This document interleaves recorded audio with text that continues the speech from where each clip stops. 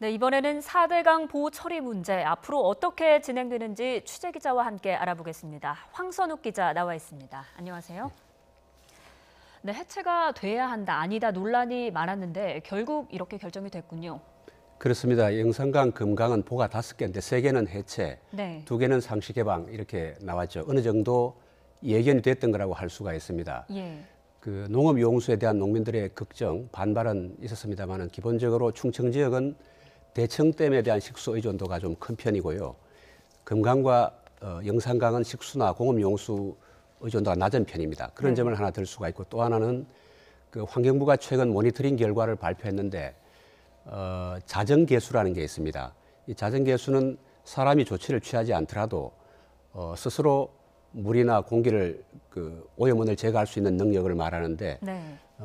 보호 개방 전에 비해서 금강은 1.3배에서 8배, 영산강은 최대 9.8배, 그러니까 10배 가까이 상승했습니다. 네. 녹조도 줄어드는데 세종보는 한 30% 정도, 승천보도 한 15% 정도 줄었다는 조사 결과가 있었습니다.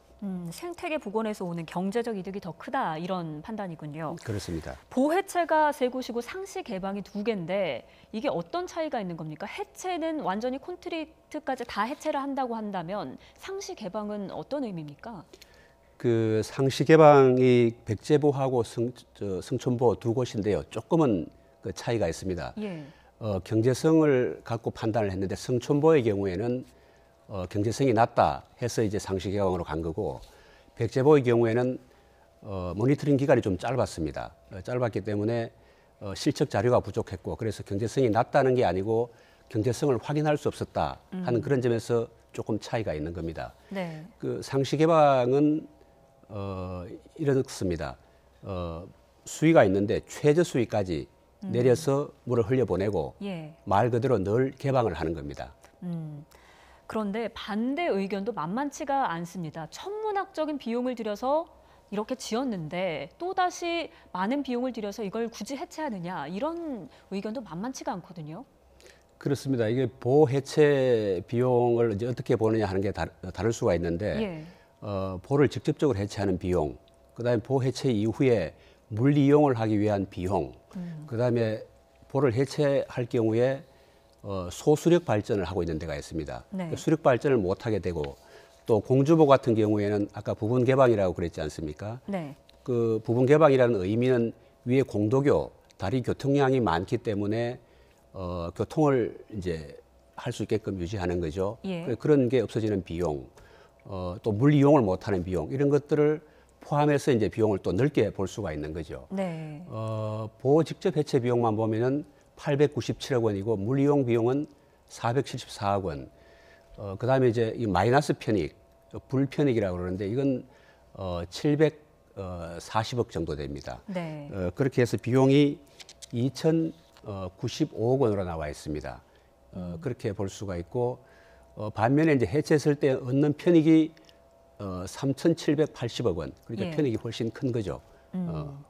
네, 그렇게 평가를 했고요.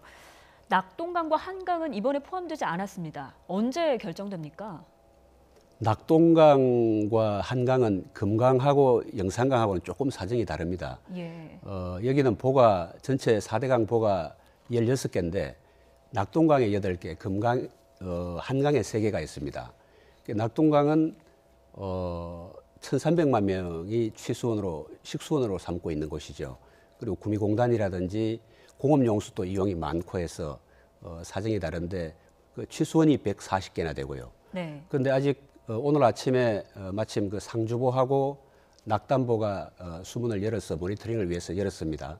그런데 아직 7곡보는 열지도 못했습니다. 네. 그런 상황에 있고, 한강보의 경우에도 이제 보가 3개가 있는데 이 포보 한 곳만 지금 모니터링을 해봤고 2곳은 아직 하지를 못했습니다.